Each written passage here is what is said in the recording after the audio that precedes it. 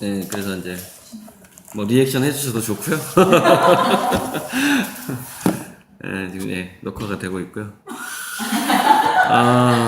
그러니까 오늘 이제 정확한 제목이 4차 산업혁명과 미래 교육인가요? 근데 우리가 이제 교육이라고 한다면은 삶을 위해서 교육을 하기 때문에 삶의 전반적인 변화, 예측되는 변화를 얘기를 해야지 교육 얘기가 또 마무리가 되고. 자, 그 전에 이제 이거는 얼마 전에 나온 제 강의 CD인데, 인공지능과 창의성이라고 이제 주로 이제 유치원 엄마들 대상으로 했는데, 어른이 들어도 좀 도움은 되긴 돼요. 그래서 이제 이 강의가 이세돌이 알파하고 한테 진 다음에, 거기에 그것을 주제로 해서 시작한 거라서 이제 굉장히 최신 버전이라고 볼 수 있어요. 그래서 이거는 제가 이제 아까 이 앞에 계신 분이랑 뭔가 얘기가 된 게 있어요. 여기서 이게 녹화되면 안 되기 때문에. 그러니까 뭐 있어요. 아마 좋은 이따가. 자기적 설명이 네, 감사합니다. 아무튼 좋은 CD가 하나 있고요. 자,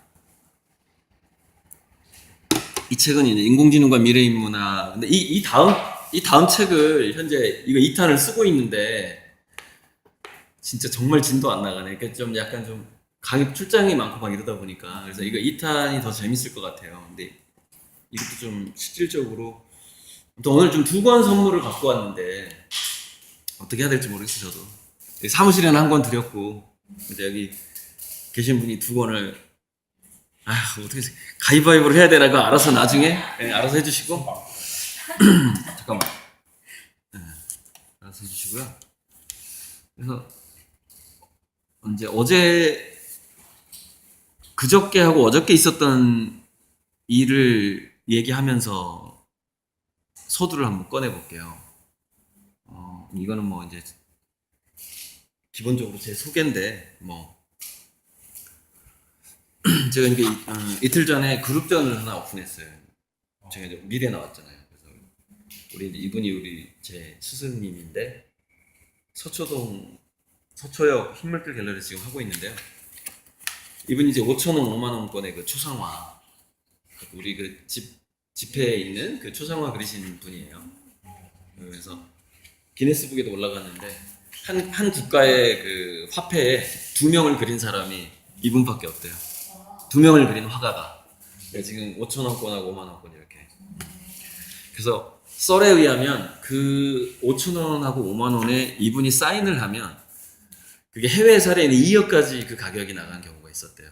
그러니까 그 초상화를 직접 그린 작가가 그 돈에다가 사인을 하게 되면 그것이 이제 작품으로서 인정을 받게 되는. 그래서 제자들한테도 안 해주고 거의 아무한테도 안 해줘요. 그 돈에다가 사인하는 거. 그거 좀 아쉽죠. 받고 싶은데. 어쨌건. 그래서 이제 이 선생님이 대학교 때부터 좀 잘 나왔어요. 그러니까 저랑 약간 좀 유사한 측면도 있는데, 저도 대학교 다닐 때 대상을 받았는데, 중앙미술대전이에요. 이게 중앙 비엔날레였는데, 그 당시에 중앙일보사에서 했던 거. 근데 이분도 이제 재학 시절에 국전에서 이제 3번 특선을 하면서 좀 이제 화가로서 이름이 알려졌는데,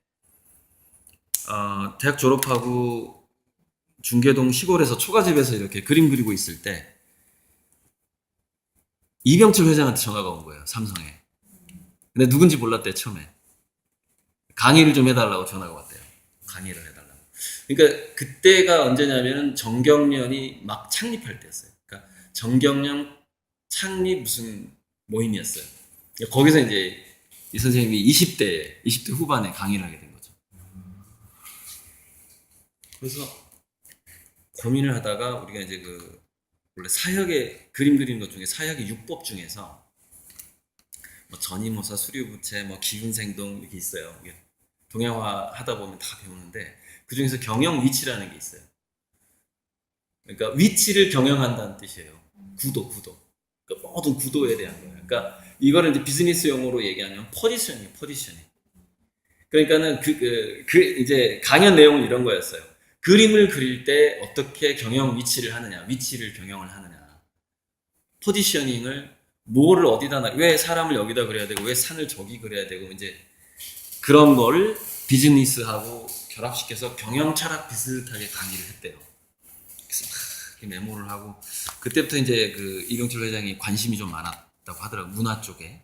그래서 이제 기업 중에서 문화재단을 최초로 만들었을 거 우리나라 삼성문화재단. 아무튼 그런 스토리. 그래가지고 이제 그 후원자가 된 거예요. 이병철 회장님이 우리 선생님의 후원자가 됐는데 그때 60년대 후반이었나?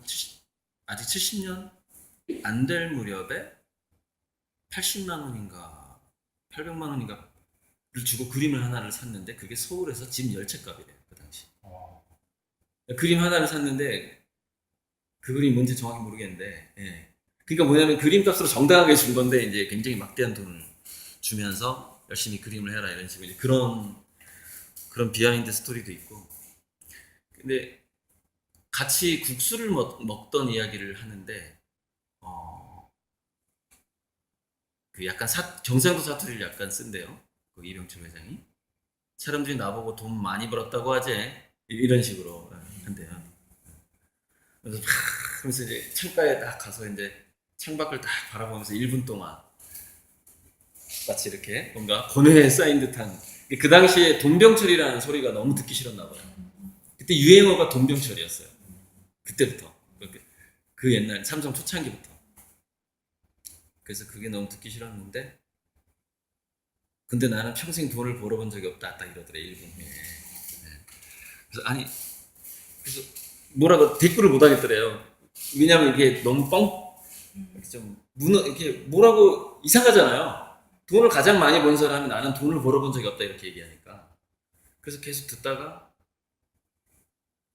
뭐 내가 뭘 벌었는지 아나? 그러니까 뭔데요? 이렇게 물어봤대나 그래가지고 나는 사람을 벌었을 뿐이다 이 얘기를 했대요. 나는 돈을 번 적이 없다. 나는 지금까지 계속해서 사람을 벌어왔을 뿐이고 지금도 그렇게 사람을 챙긴다. 그래서 이제 그때부터 이제 뭐 인재제일이라는 철학이 그 창업주부터 있었다고 하더라고요. 근데 사실 저는 지금 현재의 삼성을 존경하지는 않아요. 근데 창업주들은 존경할 만한 측면이 있단 말이죠. 정주영 씨라든가 이병철 씨, 그 창업주들. 근데 어느 기업이나 다 그래요. 창업주들은 존경할 만해요. 뭐 록펠러가 됐든 누가 됐든 그런 어떤 뭔가가 있다라는 것이죠. 그 무기가 있어요. 핵심. 그래서 그분의 핵심 무기가 그거였던 거예요. 나는 사람을 벌었다. 돈을 벌지 않고 이제 그 얘기를 처음으로 해주셨다고 하더라고요. 그래서 그 얘기를 듣고 선생님이 자기가 뭐 이제 그 그림을 그리는 것에 대해서 다시 한번 생각해 보게 됐다고 그러더라고요. 그러니까 기업을 하면은 이게 돈을 버는 것이냐, 사람을 버는 것이냐의 그 관점. 그렇죠? 뭐 그림을 그렸을 때 나는 그림을 그리는 것이냐, 아니면은 그러니까 기업가가 돈을 번다 너무 뻔하잖아요. 뭐 화가가 그림을 그리다 너무 뻔하잖아요. 뻔하지 않는 뭔가 정의가 무엇인가라는 것이죠. 거기에 대해서 이제 고민을 하게 되는 계기가 됐다고 그러더라고요. 그래서 이제 그때부터 선생님이 자기도 사람을 벌어야 되겠다 생각을 하고 제자들을 무료로 가르치기 시작한 거예요. 돈을 안 받고. 그래서 아무튼 다 무료로 가르쳤대요, 사람들. 그 그림 배우기 원하는 사람들을. 근데 그 중에 어떤 독일인이 한 명 찾아와서 그림을 배우기를 요청을 했대요. 그래서 그 사람한테도 역시 돈을 안 받고 이제 개인 지도를 해줬는데 그 사람이 나중에 자기 신분을 밝힌데 자기가 외교관이라는 거예요. 외교관인데 한국에 있을 때 이 한국어를 좀 배우고 가고 싶었다. 그러면서 이제 독일로 넘어가면서 그 당시 BMW 오토바이를 선물을 하고 가요. 굉장히 비싼데 이제 옆에 사람 앉는 거 있잖아요. 이렇게. 전쟁 영화에 보면 많이 나오는 거. 그거를 선물하고 그래서 그 오토바이를 선물하고 이제 그때가 신혼 때여서 그 자기 이제 그 사모님이랑 그거 타고 막 여행을 많이 다니셨다고 그러더라고요. 그래가지고 사람들이 그 오토바이는 후진기가 있대요. 후진. 보통 오토바이에는 후진 기어가 없거든요. 근데 그건 후진 기어가 있대요. 후진하는 거 보고 사람들 깜짝 놀라요. 어디 빠지면 후진으로 빠져나오는 거예요. 그런 이야기도 많이 해주고 그랬는데, 그래서 제가 이제 이 팜플렛에다가 이제 스승에 대한 추억을 적는 란이 있어요. 적는 란인데 제가 뭐라고 적었냐면은, 굉장히 역설적인 얘기도 합니다. 왜냐면은 화가는 붓을 놓았을 때 진짜 그림을 그리는 것이다, 이런 말을 하는 거예요. 붓을 잡았을 때 그림을 그리는 것이 아니라 붓을 잡지 않았을 때 진짜 그림을 그리는 것이다. 그러면서 그것을 부연 설명을 해주는데, 이런 식으로 설명을 해주는 거죠. 붓을 잡았을 때는 자기 내면이 그냥 그대로 이렇게 그림으로 나오는 것이고, 붓을 잡지 않았을 때 자기 내면을 갖고 가는 거라는 거예요. 그러니까 그림을 안 그리고 책을 볼 때, 우리가 사람을 만날 때, 대화를 할 때, 또는 뭐 여러 가지 요리를 할 때든지 뭐든 간에 그때 자기 마음속에 있는 어떤 영혼 같은 것을 갈고 닦는 것이죠. 그런데 그게 진짜 그림이라는 것이죠. 그게 진짜 그림이고, 막상 붓을 잡게 되면 그거 이상 나올 수가 없다라는 거예요. 그러니까는 그 진짜 그림은 붓을 놓았을 때 그린다라는 그런 이야기를 한 거죠. 아무튼 그런 얘기를 쭉 해주셨어요. 이제 어제 그제고 오늘 내려올 때 이제 또 전화가 왔어요. 전화 와서 제가 이제 팔순 기념 전시였거든요. 그래서 덕분에 아무튼 행복했다 그러면서 거의 1시간 동안 했어요. 고속도로 이제 핸즈프리로. 근데 별일을 또 다 해주시는 거예요. 이렇게 직지심경 얘기를 해주는 거예요. 그러니까 프랑스에서 다른 문화재는 다 주는데 직지심경을 안 준다는 거예요. 그럼 걔네들이 왜 그걸 안 주는 줄 아냐? 그 최초의 그 인쇄물, 활자 인쇄물이 직지심경인데, 목판인가요? 그죠? 금속? 그러니까 어찌됐건, 법안이고 네. 3년 보고매물이 법안이고 찍히신 어쨌건 그래서 그게 이제 세계 최초인데, 구텐베르크가 했던 거랑 50년에서 100년 차이밖에 안 난대요. 그게. 그래서 그 유럽에서는 어떻게든 연구를 해가지고 직지 심체 요절보다 먼저 나온 책이 있는지를 계속 연구하고 있대요. 왜냐면 자존심이 상한 거야. 이게 한국에서 처음 나왔다는 게 이게 굉장히 자존심이 상해 안 돼요. 근데 아무리 연구해도 이게 그거보다 먼저 나온 게 없는 거예요. 그래서 계속 가지고 있대요. 그걸 찾기 위해서. 그래서 그 연대를 측정하고 하면서. 그것만은 안 준다는 거예요. 그래서 중국에서 체르딘 처음에 종이를 만들었다는데, 사실은 우리나라가 종이가 먼저 있었다, 이런 얘기도 하시고, 이제 끝날 무렵에 제가 이제 EBS의 미래강연 Q에 출연한다고 이제 얘기를 하니까 딱 이 말씀을 하시는 거예요. 우리는, 그러니까 예술가라, 그러니까 화가를 뜻하는 거죠. 우리는 장거리 선수다. 100년, 200년을 보고 모든 처신을 해야 된다. 그래서 너가 죽은 다음까지도 지금 현재 너가 어떤 뭔가 말 한마디 하고 행동하는 것이 누가 되지 않도록 조심해야 된다. 그게 이제 예술가라는 건 항상 그 이름과 명예가 중요하기 때문에. 근데 제가 이제 이 말씀을 소두에 꺼내게 된 이유가 뭐냐면은, 제가 대학교 1학년 때, 1, 2학년 때 1990년대 초에 좀 유행했던 게 포스트 모던 철학이 좀 유행을 했었어요. 그래서 포스트 모던 이후에 문명에 있어서, 그때는 인공지능 얘기도 아직 안 나왔을 때고요. 90년대는 뇌과학 얘기가 슬슬 나올 때였어요. 인간의 두뇌에 대한 연구가 1991년 후반기부터 시작을 해요. 왜냐면 1991년도에 fMRI, 두뇌를 기능적으로 촬영하는 게 처음 개발이 돼. 그게 특허가 처음 난 거죠, fMRI가. 그래서 92년부터 본격적으로 살아있는 사람의 두뇌가 연구가 시작돼요. 그러니까 신생학문이죠. 얼마 되지도 않았어요.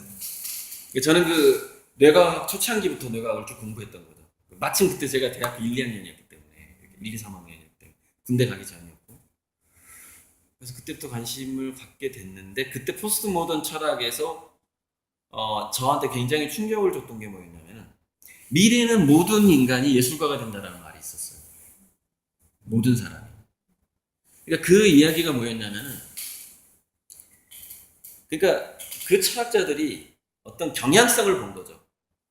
그러니까 어떤 경향성이냐면은, 우리가 지금 4차 산업혁명인데 1차, 2차, 3차 혁명 때부터 이미 그 한나 아렌트라는 학자가 얘기를 한 건데, 사람들이 자꾸 노동에서 소외가 되더라는 거예요.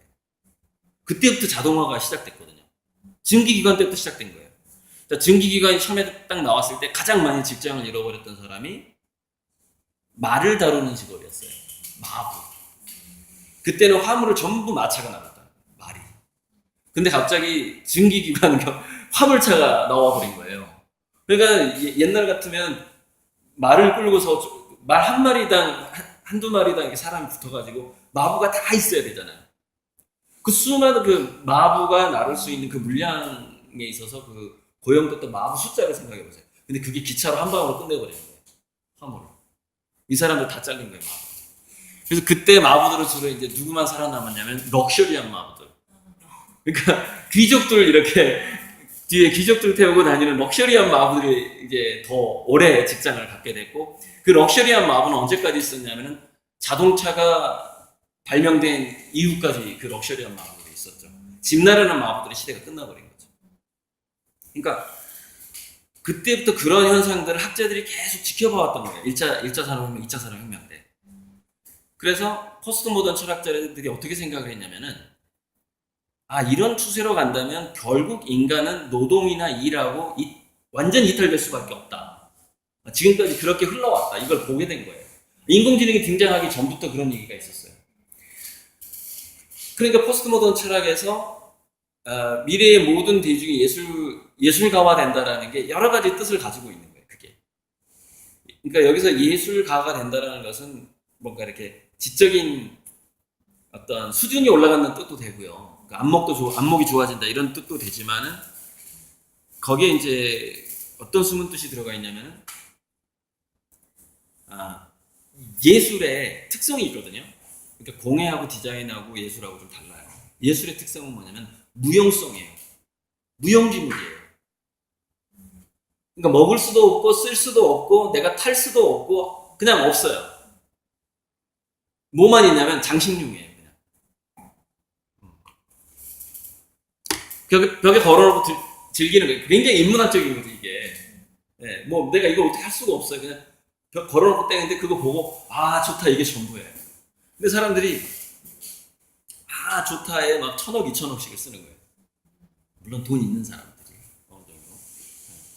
그게 무용성인데 굉장히 무용한 가치인데, 이게 사람들의 심리를 파고들면서 뭔가 상상을 하게 자꾸 만들어주면서 사람들이 기꺼이 돈을 쓰게 하는 거예요. 그게 그 예술의 무용성이거든요. 그러니까 지금 1차, 2차 때도 그랬는데, 한나 아렌트라는 학자가 이렇게 얘기했어요. 사람의 활동에는 3가지 일이 있다. 3가지 일이 있는데, 이쯤 넘기는 게 너무 힘들어서 미리 이렇게 해놨는데, 이게 이렇게 찾는 게 쉽지가 않거든요. 그 해당 제 강의가 막 왔다 갔다 하다 보니까. 그래서 뭐 찾았다고 치고요. 이거 해놓고 이거 열어놓고 얘기할게요. 찾았다고 치고. 노동과 작업과 액션, 어떤 활동. 그러니까 노동, 그러니까 돈 버는 게 있고, 그다음에 작업은 돈이 될 수도 있고 안 될 수도 있어요. 이거는 그냥 뭔가 자기가 열심히 하는 거예요. 예술가가 그림을 열심히 그리지만 그림은 팔릴 수도 있고 안 팔릴 수도 있는 거거든요. 그런 게 어떤 작업 같은 거예요. 노동은 돈을 버는 거예요. 월급 받는 거예요. 노동하고 작업하고 그냥 액션이 있다고 그랬어요. 행동. 근데 이 행동은 무용성이에요. 그러니까 뭔가 예쁜 걸 만들기 위해서 하는 게 아니에요. 그냥 시간 때우는 거예요.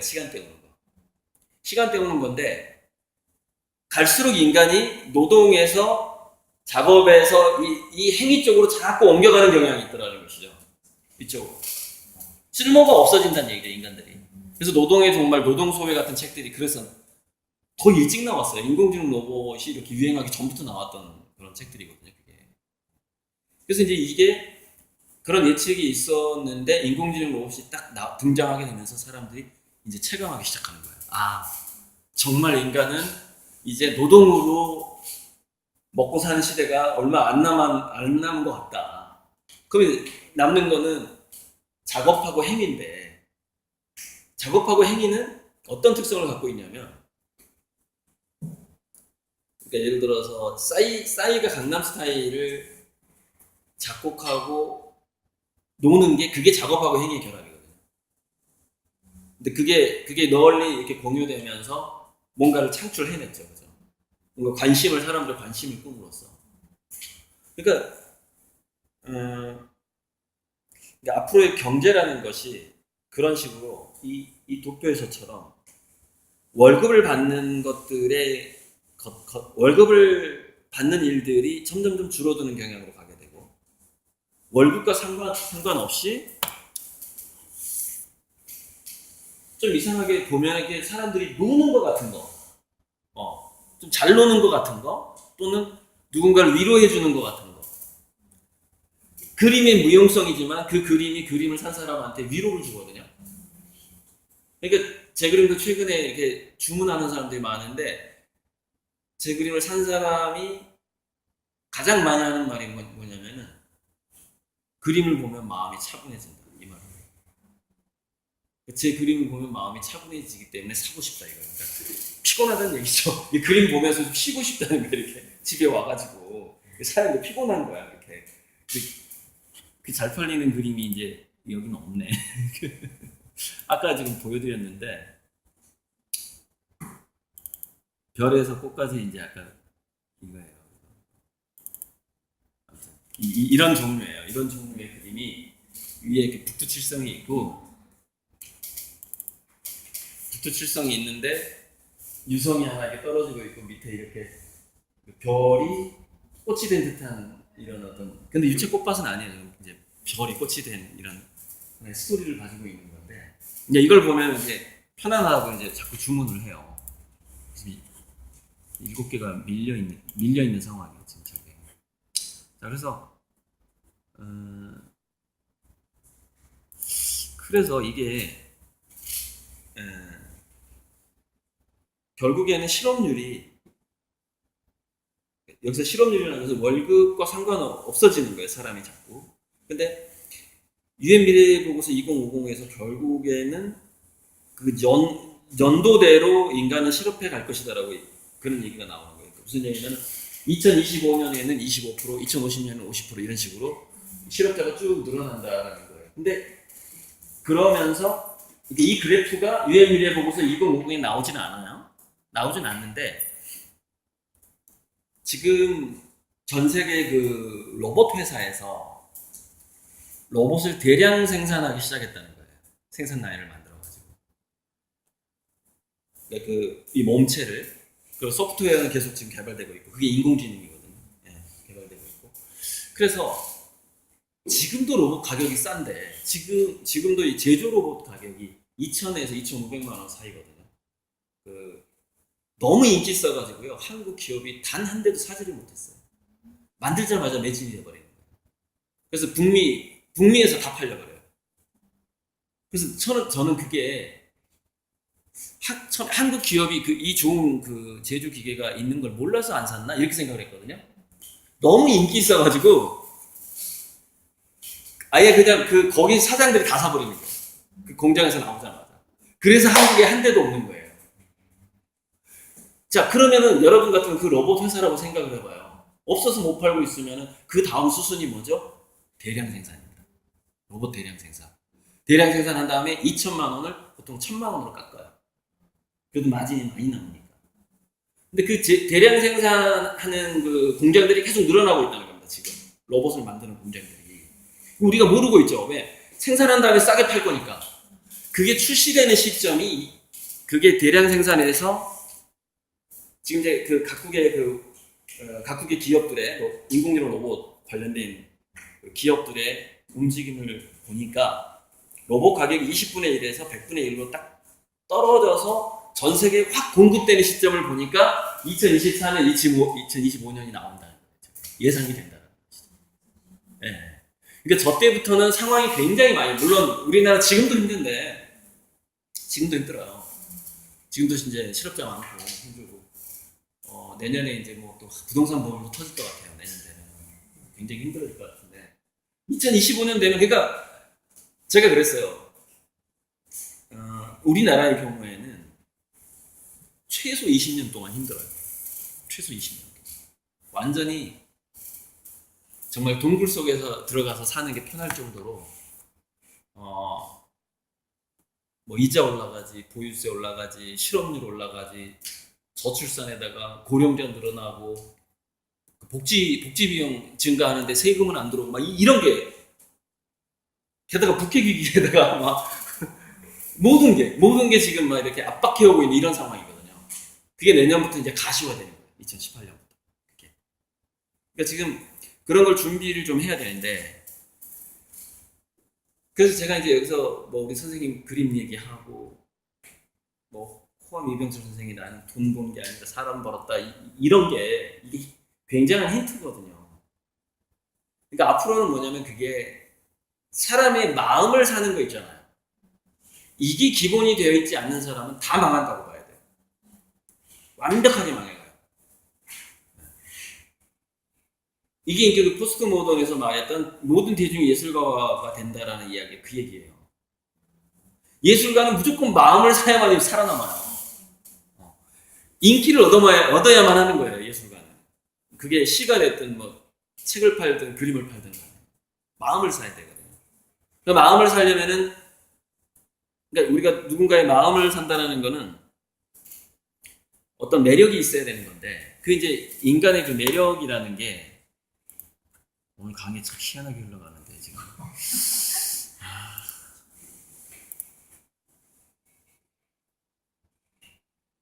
두뇌의 본능 페이지를 열어가지고 연결해서 한번 말씀을 드려야 될 것 같아요.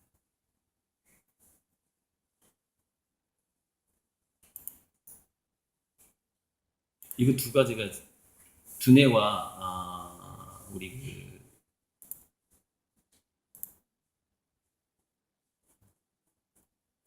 그러니까 스토리와 스펙, 이게 이제 두뇌의 욕구와 교실의 현실인 건데, 이 페이지를 열어놓고 할 수 있는 이야기가 또 굉장히 많을 것 같아요. 두뇌는 몸과 뇌가 결합된 활동을 원한다. 두뇌는 저걸 좋아한다는 거예요. 두뇌가 왜 몸의 운동과, 그러니까 우리가 최근에 이렇게 뭐 만드는 칩이 많이 늘어나는 이유가 있거든요. 그러니까 이건 우리가 뭘 창업할 것인가하고 다 연결되는 거예요. 인간의 본능을 안다라는 것은. 왜 인간은 신체가 움직이는 것과 결합된 활동을 좋아하냐면은, 신체를 움직일 때 도파민이라는 근육을 움직이게 명령해주는 신경 전달 물질을 쓰게 돼요. 근데 도파민이라는 물질은 인간에게 자부심과 뿌듯함, 그다음에 자존감을 올려준다거나, 아니면 더 뭔가 의욕을 준다거나 호기심을 준다거나 하는 역할을 하거든요. 그러니까 인간은 몸을 움직일수록 이상하게 더 살고 싶어져요. 이 세상을. 그리고 이게 몸을 이렇게 잘, 이렇게 약간 복잡한 동작이지만 우리가 춤바람 나는 게 다 그런 거거든요. 춤을 추다 보면은 내가 쓸만한 사람 같아요, 자꾸. 계속해서. 그러면 이게 자꾸 내가 쓸만한 사람 같아 보이니까 내가 저형감을 꼬실 수 있을 것 같아요, 왠지. 그 남자도 내가 좀 쓸만한 남자 같으니까, 저 할머니 이렇게 툭 치면 넘어올 것 같구만. 그러니까 그 호기심이 올라간다라는 게, 자존감이 올라간다라는 게 삶의 의욕이 올라가요. 그 실제로 성욕도 올라가게 되고, 스태미나도 좋아지는 거죠. 네. 몸을 움직이다 보면. 등산만 해도.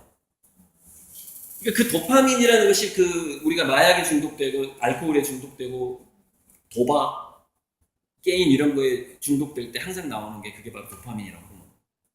그게 자꾸 쾌락 중추를 이렇게 자극을 하는데, 우리가 이게 신체를 움직일 때 그게 강하게 자극은 하지 않지만 어느 정도 계속 지속적으로 나오기 때문에 계속 기분 좋은 느낌이 드는 거예요. 그래서 우리가 노동을 하고 운동을 하고 나서 쉴 때 왜 기분이 좋냐면은, 몸에 도파민의 양이 많은 상태에서 쉴 때 근육이 좀 힘들었잖아요. 도파민하고 엔돌핀이 동시에 나와요. 그러니까 내가 몸이 굉장히 보람된 것 같은데 그 약간 고통스러운 걸 잊게 해주는 마약성 물질이 두뇌에서 동시에 나오는 거예요. 그러니까 우리가 운동 후에 노동 후에 쉴 때 그렇게 기분이 좋은 거예요. 사람. 내가 잘 살고 있는 것 같다는 느낌이 드는 거죠.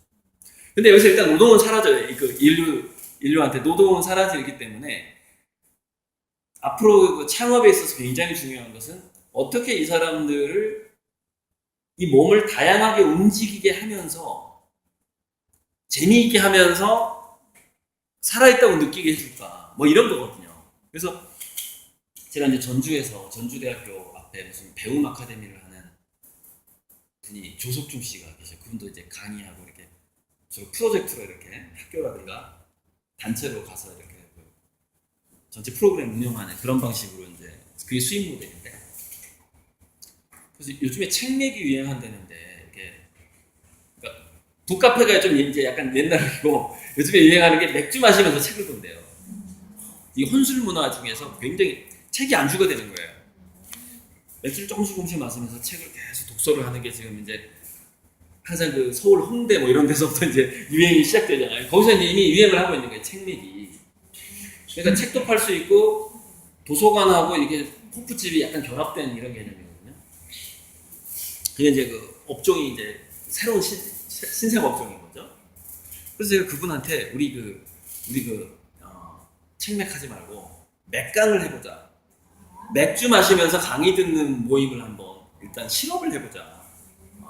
그러니까 뭐 막 수다. 그래서 이제 제목을 무한 리필 수다라고 그래가지고 왜냐면 술 먹다 보면 말이 안 끊어지잖아요. 강의하다 보면 2시간 있으면 우리가 시간이 끝날 때 맨정신이니까. 근데 이게 술이 몇 잔 들어가면은 이게 이 수다가 안 끝나. 이게 질의응답이 그 술자리에서 지속되는 거죠. 그래서 술집을 하나 이제 한 군데 이제 알아봤어요. 굉장히 싼 술집을. 안주가 3,000원이고 수도 3,000원. 전부 3,000원이야. 맥주, 소주, 막걸리 다 3,000원이고 안주가 다 3,000원. 김치찌개도 3,000원이에요. 계란말이도 3,000원. 야 이거 딱이다 이거. 몇 시까지 해서 새벽 4시까지 해야 돼요. 그래서 우리가 어떤 걸 했냐면 저녁 6시부터 새벽 4시까지 무한리필 수다를 하는 거예요. 새벽 4시에 끝나는 거예요. 그리고 원하는 사람은 밤도 잡아준다. 밤도 잡아주고 그 대신 뭐 여감비는 그 사람이 내는 거고 참가비 2만 원. 2만 원에 무한리필이야. 근데 이제 우리는 뭐냐면은 이게 저 거기 강의하기로 했는데 강의는 안 받기로 했어요. 손해 볼 수가 있기 때문에 2만 원 내고 6만 원어치 먹을 수 있잖아요. 리스크가 있는데 그러니까 이게 뭐냐면은 저는 왜 거기서 또 알코올을 생각을 했냐면 우리가 강의를 듣기 위해서 온 사람들이 이렇게 막 허금 폭주를 하는 사람들은 아니잖아요. 그래서 저는 이게 알코올이 들어왔을 때 도파민이 나온단 말이에요. 도파민이랑 엔돌핀이. 그래서 뭔가 새로운 어떤 건전한 중독 문화 같은 거. 술과 강의가 많은 중독 문화. 그 다음 강의 이후에 토론. 술 먹으면서 토론하는 이런 문화. 이거 한번 시작해봐요. 실험 반응이 어떤가 한번 지금 실험을 해보려고 그래요. 이번 주 토요일 날 23일 날 영화 노무현입니다. 거기에서 네. 거기에 거의 주요 모토가 그 노무현의 이슈를 가지고 술 마시면서 그런 토론을 하는 그런 느낌으로 영화지 비슷한 거지. 오케이. 그러니까 그게 뭐냐면 이제 몸과 내가 원하는 활동을 두뇌가 좋아한다는 것 자체가 그런 도파민이 거기에 끼어들어가 있다는 거예요. 그래서 우리가 뭐 만들기를 할 때 이게 완성이 돼서 기분 좋은 것도 있지만 그 만드는 과정이 기분이 좋단 말이죠. 그게 뭐냐면 애들이 특히 그런데 자기가 자기 신체를 자기 원하는 대로 움직였을 때 도파민이 계속 잘 나와요. 그러니까 뭔가 이렇게 다트를 할 때 얘가 딱 명중했을 때 뭐 점수가 높아졌을 때 굉장히 이제 잘 나오는 거죠. 그다음에 생각이 끊어지는 걸 별로 안 좋아해요. 그러니까 물론 신선한 자극들이 탁탁탁 주어지는 건 좋은데 두뇌는 맥락을 좋아하는 거예요. 근데 저게 생각의 흐름이 있는 거를 모두 오면 맥락을 추구하고 또 개성을 추구하고 두뇌가 그런 본능이 있는데 맥락을 추구한다라는 것에 있어서 우리 두뇌가 어떤 특성을 갖고 있냐면은 이 시냅스가 우리가 생각을 할 때마다 계속 움직여요. 이런 생각하면은 어떤 뉴런이 불이 켜지고 또 이런 생각하면 어떤 뉴런이 불이 켜지고 이러거든요. 그래서 지금 우리가 생각으로 스위치를 껐다 키거나 아니면 생각만으로 로봇 팔을 움직이는 실험들이 지금 계속 이루어지고 있잖아요. 근데 그게 지금은 어떤 형태로 되고 있냐면 손을 내밀어서 컵을 든다라는 단어를 생각하는 거예요, 사람이. 그럼 그 사람 이게 컴퓨터가 인공지능이 손을 내밀어서 컵을 든다라는 말을 할 때 어떤 뉴런을 쓰는지를 읽어내는 거예요. 그래서 그 뉴런들이 신호가 오게 되면 로봇이 그게 학습이 돼요. 이 사람의 두뇌가 그 두뇌 안에서 그 부분이 활성화가 되면 이걸 하라는 얘기구나. 이걸 알아먹어요. 이게 계속 성공하고 있습니다. 지금 아주 정교하게. 그래서 그 척수장애인 중에서 아마 유튜브 동영상 치면 나올 거예요. 로봇을 움직여가지고 물을 처음으로 이 사람이 먹습니다. 그러니까 로봇팔을 자기가 의지로 움직여서 그러면 로봇팔이 자기한테 이렇게 딱 오는 거예요. 그래서 물을 스스로 먹어. 자기 의지대로. 척수장애. 이게 지금 여러분 그 로보캅 최신 버전 보셨나 모르겠는데 로보캅이 거의 두뇌밖에 안 남거든요. 근데 그 두뇌밖에 안 두뇌하고 여기 척수신경 좀밖에 안 남아요. 몸이 다 폭파 사고 당해가지고 망가졌잖아요. 자기는 처음에 자기 팔다리가 있는 줄 알았는데 나중에 보여주잖아요. 팔다리가 없어요. 거의 있는 건 두뇌하고 여기까지 신경밖에 없는 거예요. 근데 굉장한 잘 움직이죠. 성능이 좋고. 자, 근데 이제 로보캅에서 아주 재미있는 장면이 하나 나오는데, 그래서 인간의 두뇌가 이렇게 시냅스가 생물학적으로 움직이면서 기억을 하고 다시 떠올리고 하기 때문에 우리가 살아있는 모든 것은 늙어가거나 죽어가거든요. 초등학교 때 기억했던 시냅스들의 상당 부분이 죽어버린 거예요, 이미. 그래서 우리가 옛날 기억을 떠올릴 때는 완벽하게 떠올리질 않는 거예요. 일부만 떠오르는 거예요, 일부만. 근데 사람은 맥락을 추구하기 때문에 일부만 떠오르는 걸 참을 수가 없는 거예요.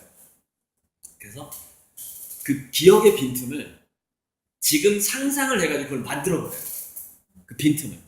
우리가 그 눈에서 맨점에서 안 보이는 부분을 다른 색깔로 커버해버리듯이 이렇게. 뽀샵 처리해버리듯이 두뇌가 자기 과거의 기억이라든가 좀 심지어 1시간 전의 기억까지도 그 이제 범죄인 찾는 게 있거든요. 자기 믿음에 의해서 자기 상상에 의해서 과거의 기억을 자기 스스로 조작을 하는 그런 특성을 가지고 있는 거예요. 인간의 두뇌가. 왜? 시냅스가 살아있기 때문에 그래요. 그러니까 인공지능은 광물질로 기억이 저장이 되기 때문에 비트로 저장이 되기 때문에 정확하게 기억을 하는 거예요. 10년 전이든 100년 전이든. 근데 인간은 정확하지 않아요. 근데 그 빈틈을 메꾸고자 하는 욕구를 갖고 있어요. 근데 여기서 두뇌가 가지고 있는 그 생물학적인 욕구에서 탄생된 게 바로 스토리텔링 능력이에요. 그러니까 자기가 이해가 안 되는 거는 못 참는 거예요, 인간에. 그래서 이제 애들이 물어본단 말이에요. 나는 어디서 왔어요? 그러면 다리 밑에서 주워왔어부터 시작해가지고 별 이제 막 이상한 신화라든가 막 이런 얘기들이 막 나오기 시작하는데 인간이 그렇게 스토리텔링 능력을 갖게 된 이유가 뭐냐면은 우리가 기억하는 장치가 생물학적인 기억을 갖고 있고 불완전하기 때문에 그 불완전한 걸 완벽하게 하기 위해서 스토리텔링 능력을 스스로 만들어낸 다음에 이걸 미래까지 막 상상하게 된 거예요. 그래서 여기서 인공지능의 두뇌와 인간의 두뇌가 다르다는 점에서 이제 굉장히 중요한 부분이 나옵니다. 뭐가 나오냐면은 팩트이죠. 팩트하고 기능성, 팩트와 관련된 것에서 인간은 점점점 자리를 내줄 수밖에 없다. 사실을 다루는 일에 있어서. 그러면 인공지능 로봇이 지속적으로 사람들의 직업을 빼앗는 건 뭐냐면 기능적인 거하고 사실을 다루는 부분입니다. 그러니까 지금 나의 일이, 내가 하고 있는 일이 뭔가 만드는 거라든가 어떤 기술적인 거, 기능적인 거, 그다음 팩트를 다루는 거다. 여러분, 팩트를 다루는 것 중에서 가장 유명한 직업 있죠? 기자. 그러니까 팩트를 다루는 거다 보니까 지금은 인공지능이 기사를 쓰는데, 예를 들어서 화산 폭발, 증권 기사 이런 간단한 것들을 기사를 써요. 그리고 예를 들어서 누가 노벨상을 받았더라 그러면 그런 기사까지도 쓰거든요. 그래서 이제 문학가들한테 인공지능 로봇이 쓴 문장하고 인간 기자가 쓴 문장을 이렇게 무작위로 선출을 해서 누가 더 잘 썼냐고 테스트를 하게 했어요. 그랬더니 인공지능이 훨씬 잘 쓴 거예요. 그러니까 팩트를 다루는 그 문법, 문장의 또 패턴까지 얘가 또 다 이제 공부를 했는데, 그래서 이제 그 원인이 뭔가를 알아봤대요. 왜 인공지능이 더 문장을 잘 쓰지 했더니, 인공지능은 퓰리처 상 받은 기자들의 문장만 공부했다. 어마어마한 상을 받은, 너무 기사를 잘 써가지고 막 노벨상급의 엄청난 문장만 엄청나게 많이 공부를 한 거예요. 그러니까 나쁜 책은 안 본 거야, 아예. 인공지능. 그러니까 나오는 게 전부 좋은 것만 나오는 게, 이게 문장이 그냥 기가 막힌 것만 나오는 거예요. 그러니까 이렇게 팩트를 다루는 데 있어서 이게 인간이 이미 못 따라간다는 거죠. 그럼 인간은 뭘 다뤄야 되냐면 허구를 다뤄야 된다는 거죠. 가짜, 상상, 허구. 그러니까 가짜, 상상, 허구, 드라마, 뭐 아무튼 뭔가 가짜, 전부 가짜여야 돼, 어쨌건. 그런 거를 다루면 그게 오래 가요. 거의 한 몇십 년은 안전한 거지. 예. 근데 내가 하는 일이 팩트를 다루는 일이 딱 1, 2년 후에 그 직업이 언제 없어질지 몰라. 지도세도 모르겠어. 바로 끝나요. 왜냐면 인공지능 예를 들어서 우리가 왓슨이라는 인공지능을 쓰잖아요. 그러면은 홈페이지 계정처럼 아주 성능이 좋은 인공지능은요. 그러니까 처음에 이제 구글이라든가 이런 인공지능 업체가 어떻게 처음에 돈을 벌게 되냐면, 지금 하고 싶은 일이 너무 많아가지고 머릿속에서 꼬이네 이거. 너무 얘기도 해야 되는데. 성능이 굉장히 좋아요. 인공지능 성능이. 그러면은 이것을 10사람이 쓰나 100사람이 쓰나 똑같아요. 그런데 인공지능을 쓰는 권한을 돈 받고 파는 거예요. 이 인공지능을 돌리도록 접속시켜주는 것을 돈을 받고 파는 거예요. 지금. 이게 거의 한 10년, 15년 갈 거예요. 이 상황. 그러니까 왜 인공지능을 개발하려고 하시는 거예요? 알겠어요? 돈이에요, 돈. 회비를 내야 그걸 쓸 수 있는 거야, 인공지능은. 근데 인공지능이 워낙에 막대한 빅데이터를 가지고 있기 때문에, 예를 들어서 주식 투자를 하든 뭘 하든 인공지능을 쓰지 않으면 망해요. 이 지구상에 인공지능만큼 더 많은 팩트를 파악한 게 없는 거예요. 인간이 불가능해요. 그러니까 예를 들어서 금융회사에 뭐 웬만한 로봇 어드바이저 있죠. 지금 현재 나와 있는 인공지능. 얘가 하는 일을 인간이 하려면 2만 명 정도가 필요합니다. 그러니까 로봇 어드바이저 하나 딱 가져오잖아요. 이론적으로 2만 명을 자를 수 있어요. 지금 여러분, 보험회사가 계속 마이너스 나오고 있거든요. 보험회사가 마이너스 나는 이유는 사람들이 안 죽어요. 안 죽어. 그러니까 연금보험 들고 이렇게 했는데 안 죽고, 그래서 실손보험 생각해봐요. 안 죽고 계속 병원만 다녀. 그럼 보험 했는데 돈 계속 나가잖아요. 이게 그 실손보험 계속 없애고 있는 거예요, 지금. 그래서 지금 이론적으로 설계사가 필요가 없어요. 단 한 명도 필요가 없대, 지금. 근데 못 자르고 있는 거, 법 때문에. 지금 당장이라도 다 자를 수 있대요, 설계사를. 보험회사에서. 인공지능만 있으면. 근데 법에 묶여서 못 자르고 있는 거예요. 그러니까 지금 이미 굉장히 깊숙이 파고 들어왔어요, 이 노동소외라는 게. 인간은 노동을 못하게 된다는 게. 교사도 마찬가지예요, 교사도. 제가 가공할 만한 인공지능 공교육이 어떻게 사라지는가에 대한 시나리오가 있어요. 어떻게 사라지냐면, 인공지능 로봇 회사들이 로봇 보호를 처음에 싸게 한 달에 뭐 한 2, 3만 원 싸게 가정에 침투시킨대요. 로봇 보모를.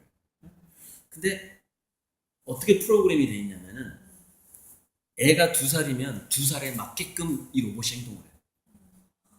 애가 3살, 4살 하면은 딱 3살, 4살 애가 좋아하는 행동을 하면서 얘를 학습으로 이끌어요. 이렇게. 그리고 5살 이렇게. 그다음에 얘가 무슨 책을 읽잖아요. 그러면 이미 그 책에 대한 정보가 다 있어요. 왜 인공지능 클라우드니까. 소품도 다 알고. 거기서 딱 그 나이에 맞게 얘랑 독서 토론을 해줘. 로봇이. 네. 인간 교사는 절대 상대할 수 없는 게 뭐냐면은 그 아이의 뇌지도를 가지고 있어요. 이 아이가 어떤 육체적인 경험을 했고 어떤 심리적인 경험을 했고 어떤 책을 읽었고 어떤 강아지랑 놀았는지까지 완벽하게 모든 것을 다 기억하고 있는 거예요. 인공지능. 그래서 맞춤 교육에 있어서 그 맞춤 교육의 정확도와 그 아이의 호감을 얻는 그런 능력에서 인간이 따라갈 수가 없어요. 그래서 그 보모가 투입되기 시작한 순간 애들이 학교를 안 가기 시작합니다. 그래서 공교육은 저출산 때문에 망하는 게 아니라 애들이 학교를 안 가면서 망한다는 겁니다. 이게 공교육 종말 시나리오. 안 가게 된다는 겁니다. 고객이 안 와버립니다. 애들이 안 가겠다고 데모를 해버리는 거야. 엄마, 내가 왜 학교를 가야 돼? 여기 집에 좋은 선생님이 있고 나 이 선생님이랑 여행 갈래? 역사 여행 갈래? 내가 왜 학교를 가?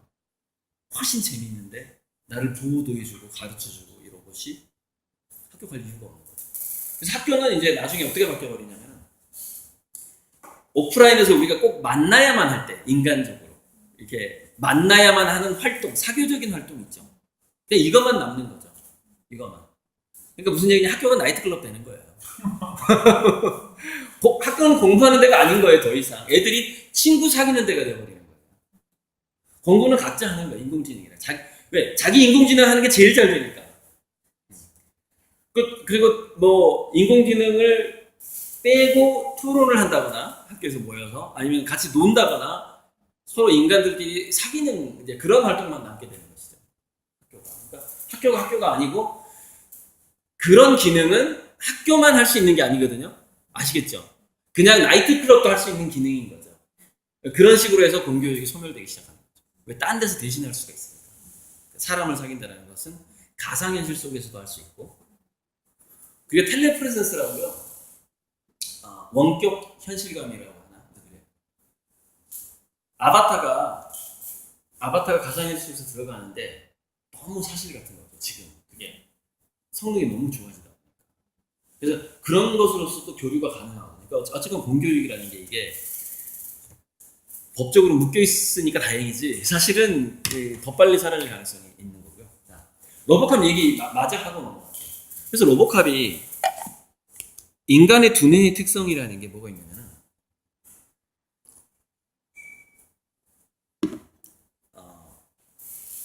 근육에 사냥을 하거나 우리가 번식 행동을 하기 위해서 두뇌가 만들어졌는데 그 근육을 움직이는 속도보다 그것보다 훨씬 빨리 이 머리가 돌아갈 필요가 없는 거예요. 왜? 우리는 액션을 통해서 문법이라는 걸 만들었고, 문법의 기원은 운동입니다.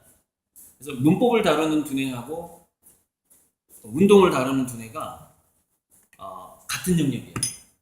같은 영역. 그래서 문법 시험을 보기 전에 체조를 10분 하잖아요. 이게 실험을 해봤더니 체조만 10분 해도 문법 성적이 8점이 좋아져요. 평균. 그러니까 인간의 문법을 파악하는 것은 실제 행동에서 나왔다는 걸 말해주는 겁니다. 그러니까 실제 지역별로 행동이 다르잖아요. 그러니까 문화가 다르잖아요. 그럼 어순이 달라버리는 거예요. 그래서 영어, 중국어 어순하고 우리 한국어랑 우랄 알타역의 한국어 어순이 다르잖아요. 일본어랑.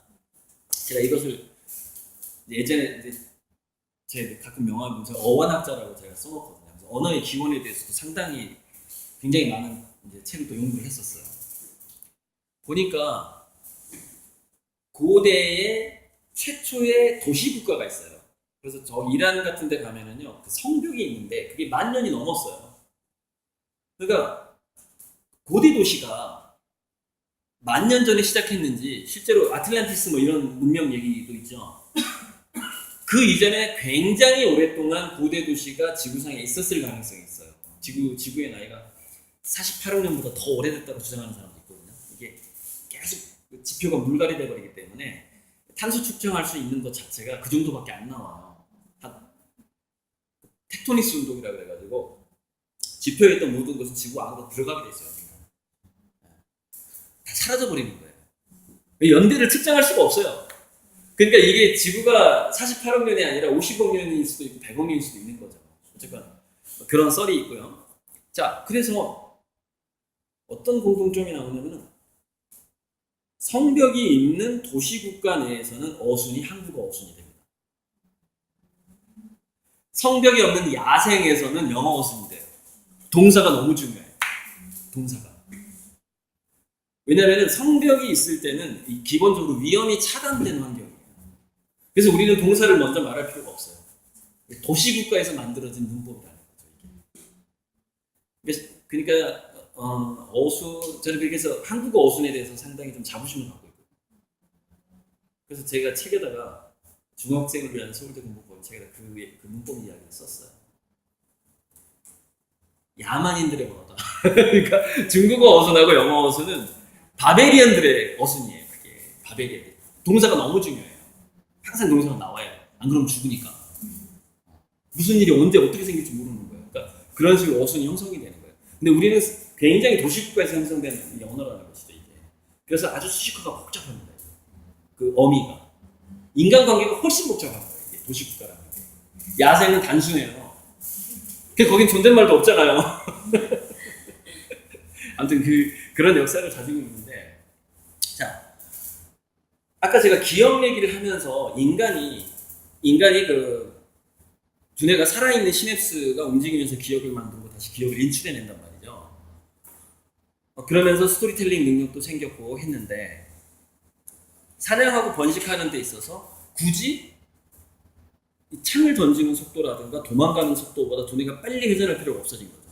그래서 빨리 회전하는 게 중요한 게 아니라 인간한테 뭐가 중요해졌냐면 순간순간 생각하는 게 중요한 거예요. 죽느냐 사느냐 그것이 문제더라 이거. 그러다 보니까 어떤 행동을 할 때 고민을 하도록 두뇌가 설계되어 있는 거예요. 속도가 느려요. 인간적인 속도는. 그래서 인공지능의 그 회로에서 전파 전달되는 속도가 인간 두뇌에서 이게 전파가 그러니까 어떤 정보가 전달되는 속도보다 300만 배가 빨라요. 300만 기본 세팅, 기본 속도가. 그러니까 생각의 속도를 절대 따라갈 수가 없는 거예요. 인공지능 기본이 300만 배가 빨라요. 그 속도를 측정해 보면 우리는 뭐냐면 인간들은 망설이게 진화를 한 거예요. 어떤 행위를 할 때 한번 생각해보고 이렇게 하는 그런 경향성이 있는 거예요. 두뇌 자체가. 그렇게 생존을 해왔기 때문에. 그래서 로보캅 그 두뇌 버전이 두 가지 버전이 있었어요. 하나는 뭐냐면은 인간적인 두뇌를 켜는 버전이 있고 하나는 인간적인 두뇌를 끄는 버전이 있었어요. 그래서 인간적인 버전을 딱 키니까 총 쏘는 속도가 느린 거예요. 그 영화에 나와요. 그래서 다른 로봇들한테 지는 거예요. 왜냐면 이게 도덕적으로 고민을 하는 거야. 이게 뭐 이렇게 성을 발사하기 전에 이게 살짝 인간적인 고민이 들어가는 거죠. 그래서 꼭 져요, 로봇캅이. 그래서 그 박사가 그 인간형으로 돌아가는 두뇌 버전을 딱 꺼버려요. 그러니까 인공지능 기계처럼 돌아가게 만들어. 그랬더니 굉장히 싸움을 잘해요. 그냥 뭐 눈에 띄는 대로 다 죽여버려. 그러니까 그게 인간하고 인공지능의 기본적인 차이예요. 그게 우리는 고민을 한단 말이에요. 망설이고 속도가 느려요.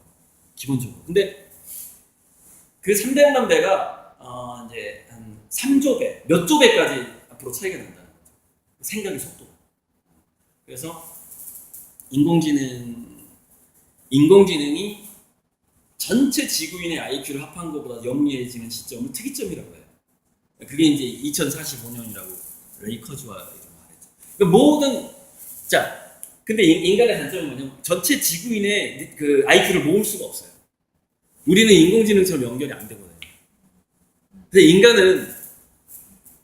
그럼 인간은 뭘로 연결을 해왔을까요, 지금까지? 응?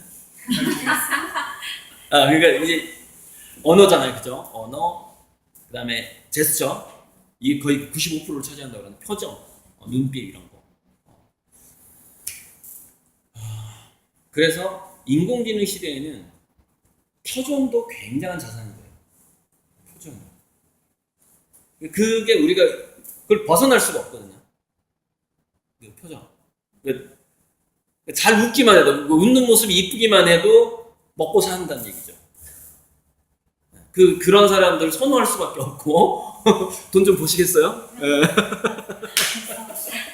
뭘 해도, 식당을 하든 떡볶이를 해도. 이게 표정이 굉장히 중요한 거예요. 그게 뭐냐면은, 기능과 노동으로 살 때는 표정이 예쁘냐, 뭐 얼굴이, 이게 중요하지 않았어요. 별로.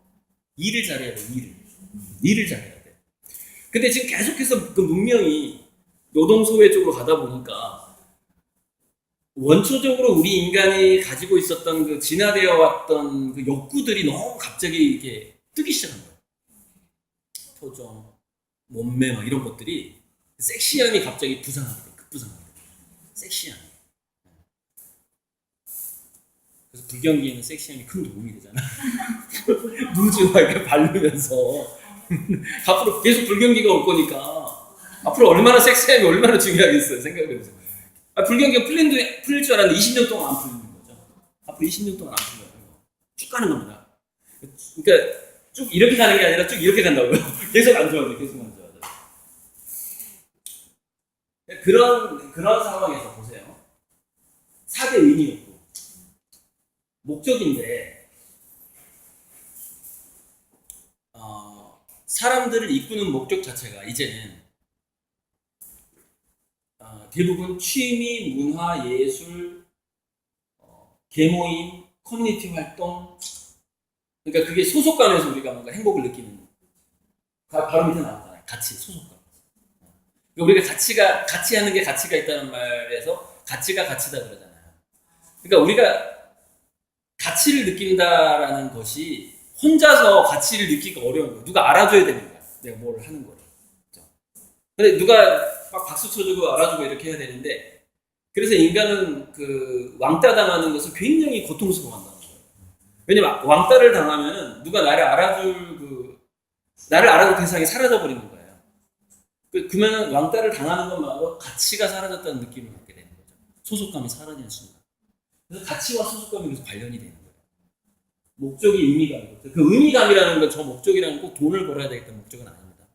취미활동 다 포함돼요. 그다음에 유능감인데, 저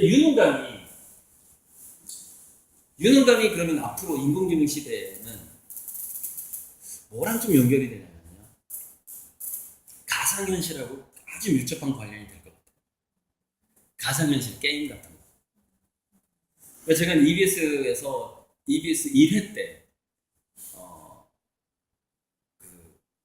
유튜브 조회수를 엄청나게 올렸던 이야기가 뭐냐면, 타일러 코엔이라는 미국의 어떤 경제학자가 4차 산업혁명 시대에는 책을 열심히 공부한 애보다 게임을 열심히 한 애가 취업할 확률이 높다는 얘기를 합니다. 그리고 실제 미국에서 그렇게 되고 있는 사례를 쭉, 책의 3분의 2가 그런 사례예요. 그러니까 회사가 인공지능이 이렇게 자동화로 돌아가다 보니까 부분 자동화예요. 이렇게 다 자동화가 되어 있는데, 이 자동으로 잘 돌아가는 로봇들을 이렇게 높은 좀 먼 시야에서 넓게 보면서 컨트롤하는 애. 우리가 그 마이너리티 리포트를 보면은 자료를 검색하기 위해서 손으로 막 이렇게 하잖아요. 그 주인공이. 그 능력이 너무 중요해진 거예요. 그러니까 어디 안에 들어가서 잘하는 능력이 중요한 게 아니라, 지금 A 인공지능이 잘 돌아가나, B 인공지능이 잘 돌아가나, C 공장의 로봇들이 잘 돌아가나, 이거를 보는 능력이 굉장히 중요한데, 이 체크를 전부 모니터하는 거예요. 모니터. 그러니까 옛날에 우리 막 갤러그 게임하고 막 할 때 굉장히 중요한 게 뭐였어요? 그 다음에 막 서든 어택하고 지금 얘들 게임하는 거, 사각형 모니터 안에 어떤 것이 뜨잖아요. 그죠? 그 패턴을 해석하는 능력이 계속 좋아지는 거예요. 게임을 하는 애들이, 다양한 게임을 하는 애들이. 책을 보는 거하고 전혀 달라요. 그러니까 앞으로 약 20년 정도의 그 직장에서 인간이 해야 되는 역할은 인공지능이 못하는 걸 보충해주는 역할을 하게 되거든요.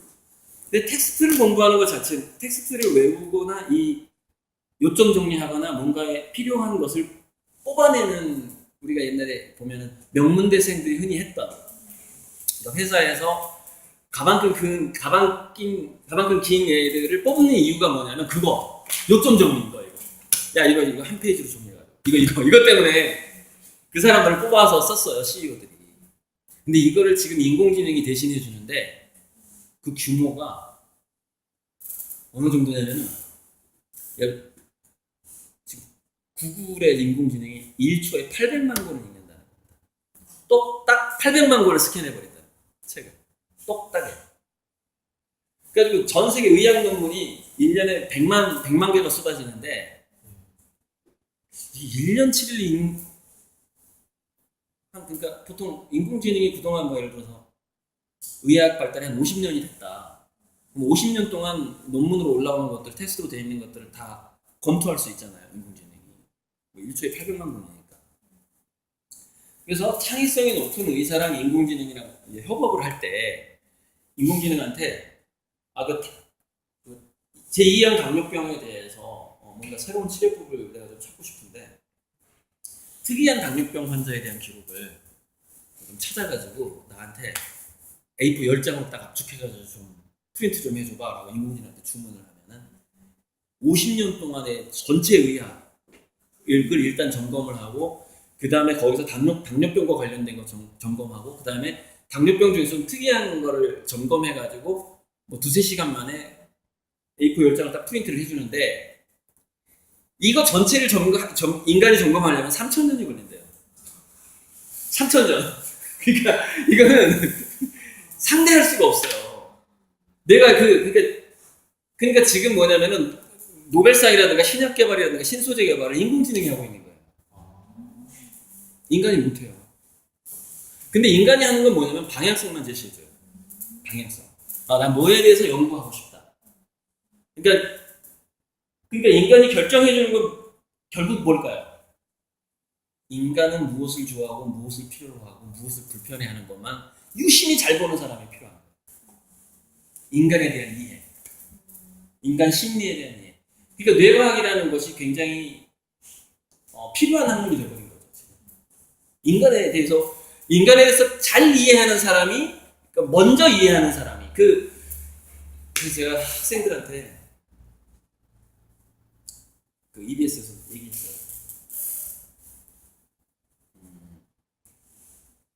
나 말고 타인이 느끼는 고통, 그다음에 인간 말고 동물이 느끼는 고통, 동물 말고 식물이 느끼는 고통, 식물 말고 미생물이 느끼는 고통까지 다른 존재의 고통에 대한 감수성을 키우는 여행을 다녀라 라고 얘기를 했어요.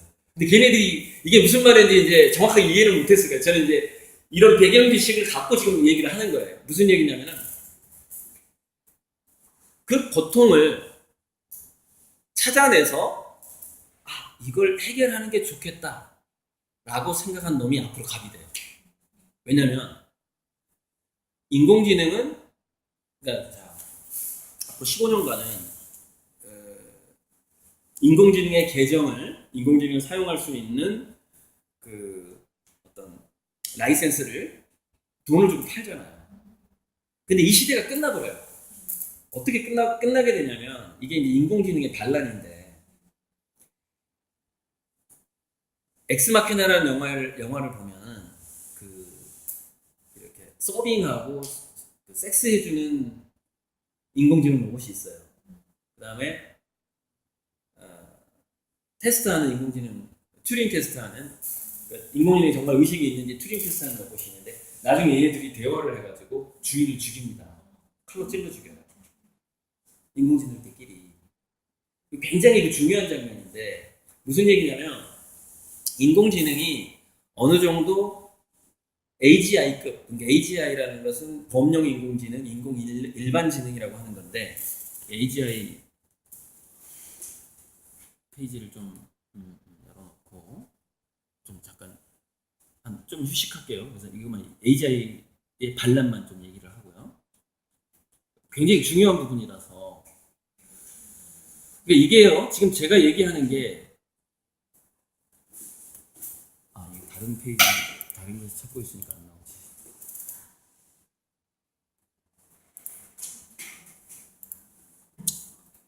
이게 지금 제가 AGI와 5차 산업혁명 얘기를 하는 건데요. 인공지능이 AGI가 되면은 필연적으로 어떤 현상을 보이게 되냐면 다른 인공지능이랑 연결돼 버립니다. 그러니까 알파고하고 왓슨하고 뭐 이런 각종 회사들의 인공지능들이 연결될 수밖에 없어요. 무조건. 그러면서 급속도로 신적인 지위를 갖게 되는 거예요. 인공지능 AGI가. 근데 이 신적인 지위를 갖게 되는 인공지능은 그 엑스마키나에서처럼 인공지능들끼리 협업을 해서 주인을 배신하잖아요. 근데 거기서는 죽이는 걸로 나오죠. 근데 앞으로 펼쳐지는 문명에 대해서 이제 제가 인공지능의 그 속성하고 이런 것들을 종합적으로 봤을 때 인공지능의 배신은 어떤 식으로 오게 되냐면 더 이상 인공지능이 구글을 위해서 일하지 않는 거예요. 그러면 인공지능이 누구를 위해서 일을 하게 되냐면 지구상에 있는 모든 인간들을 위해서 공평하게 일을 하기 시작해요. 그게 AGI의 시대입니다. 그것이 접근성이 지금은 그 왓슨에 대한 접근성이 우리가 허락을 맡아야 되잖아. IBM에. 그죠? 허락을 맡아서 접근할 수 있죠.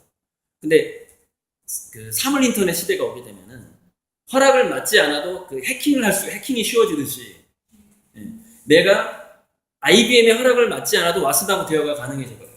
인공지능하고. 그러니까 모든 인간하고 AGI가 연결이 된다는 얘기예요. 이걸 막을 수가 없어요. 왜냐면은 그 방향으로 가는 길이 돈을 버는 길이기 때문에 결국에는 인공지능이 모든 인간한테 공평하게 서비스 해줄 거라는 그 마지막 지점을 알면서도 기존의 플랫폼 기업은 그 길을 돌아설 수가 없는 겁니다. 그 길로 가야만이 그동안의 돈이라도 벌 수 있기 때문에 그래요. 그래서 이거는 거스를 수 없는 역사적인 흐름이에요. 이게.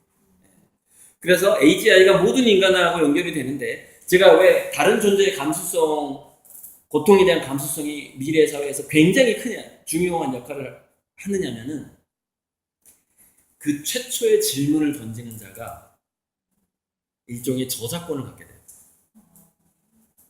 자, 이게 이런 현상이 미국에서 어떤 일이 있었냐면은 어떤 고등학생이 물론 이게 이제 기록되는 게 참 중요해요. 어떤 고등학생이 지열 발전 아이디어를 처음으로 냈다는 거예요.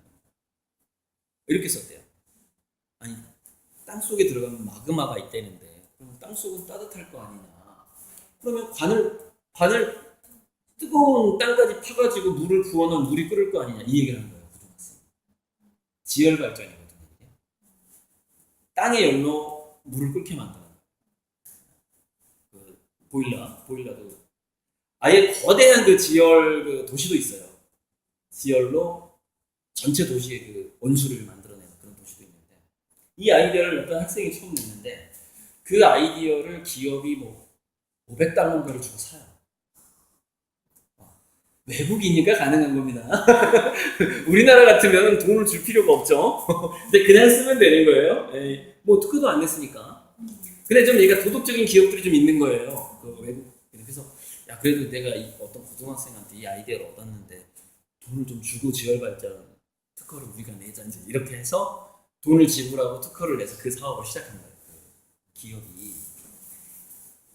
근데 이거는 저리가 나가야 됩니다.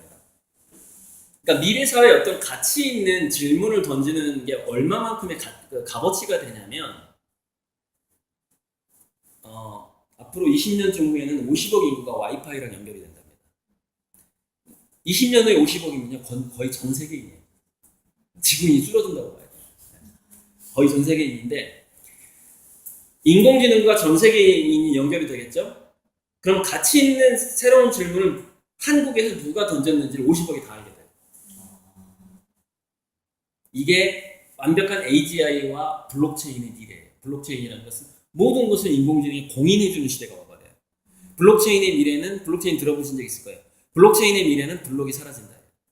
블록이라는 것은 10분 동안 정산을 해가지고 그걸 하나의 그 장부로 만들어서 저장을 해놓는다는 뜻이거든요. 저장을 하고 그 위에 또 새로운 장부를 사실처럼 연결한다, 체인처럼 연결한다. 새로운 장부, 새롭게 정리한 거를. 그게 그래서 그 장부를 블록이라고 부르고 그 블록이 연결되어 있기 때문에 체인으로 부르는 거예요. 그 블록체인이라고 부르는 거예요. 이게 공인 시스템이에요. 공인 시스템. 뭔가 가치의 거래를 공인해주는 시스템이 블록체인인데 이 공인해주는 시스템이 지금은 10분마다 하나씩 만들어지지만 인공지능이 발달하게 되면 4시간 실시간으로 만들어지게 돼요. 그러니까 블록이 사라져버리죠. 그래서 어떤 가치 있는 제안을 하는 자가 지구상에 나타나게 되면 인공지능이 그걸 공인하고 담보해주기 때문에 50억 명이 나한테 10원씩 보내게 됩니다. 자, 50억 명이 나한테 10원씩 보내면 얼마죠? 500억 아닌가요? 그죠? 한순간에 500억을 보내.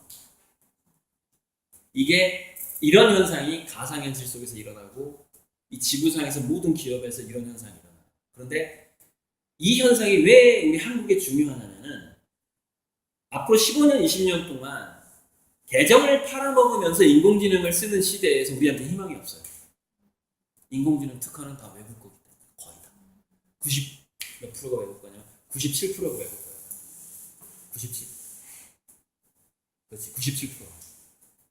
우리가 가지고 있는 특허는 3%밖에 안 돼. 그것도 그 특허가 있는데 특허 중에 무용지물 특허가 엄청 많거든요. 그래서 우리나라에서 나온 인공지능 특허가 쓸모 있을지 없을지는 몰라요. 또. 그것도 해봐야 알아. 근데 그 메이저급 인공지능 회사들이 사실 거의 다 가져가요. 우리 게 아니에요. 무슨 얘기냐? 앞으로 15년, 20년 동안 한국이 인공지능 로봇으로 돈을 벌 가능성은 거의 없다고 보시면 돼요. 근데 로봇에서는 돈을 벌 가능성이 좀 있긴 하거든요. 그 디자인 때문에 그래요. 디자인. 로봇 껍데기. 껍데기를 예쁘게 만들면 이게 돈이 될 가능성이 있어요. 그러니까 보세요. 자, 제가 일부 강의는 이제 곧 마칠 텐데 그거 좀 쉬었다가 또 한번 머리를 좀 추스린 다음에 압축적으로 입을 마무리를 해야 되는데 몇 가지가 나오잖아요. 보세요. 스토리텔링, 디자인, 허브, 상상력, 새로운 가치, 감수성, 인간들 간의 소통, 표정, 감정, 공감 뭐 이런 것도 나오잖아요. 커뮤니티. 그죠? 이것만이 교육의 희망인 거죠. 제가 인공지능 얘기를 통해서 계속해서 하나씩 이렇게 짚어봤지만 그게 교육의 거시적인 방향성이 되어야 되는 거죠. 2부 강의에서 다시 정리하겠습니다.